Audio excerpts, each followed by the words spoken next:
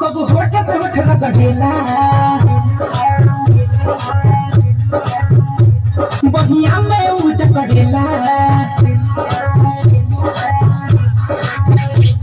कबू होठ से होठ रगड़ेला बहिया में ऊंच पड़ेला कबू ठीक करला कबू काट करला जो मन के पकड़ेला भकार मोरा दंदन दंदन दंदन दंदन दंदन काटेला भकार मोरा दंदन दंदन दंदन दंदन दंदन काटेला भकार मोरा दंदन दंदन दंदन दंदन दंदन काटेला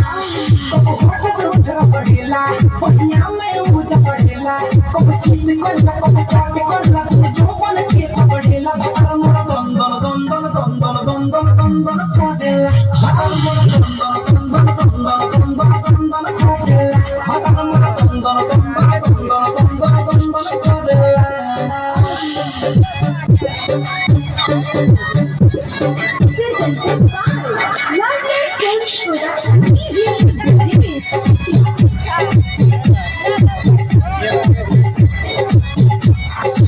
Power play karam me tamba mor bolam ke karam se komba sanya hamara super hero ekra ya ke sab khatamba tako bhi sanya ke khela jab se dariya paya vele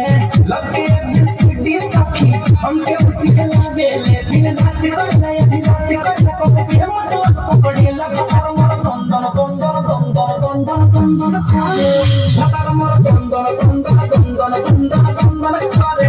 bhatar mor dondon dondon dondon dondon dondon khale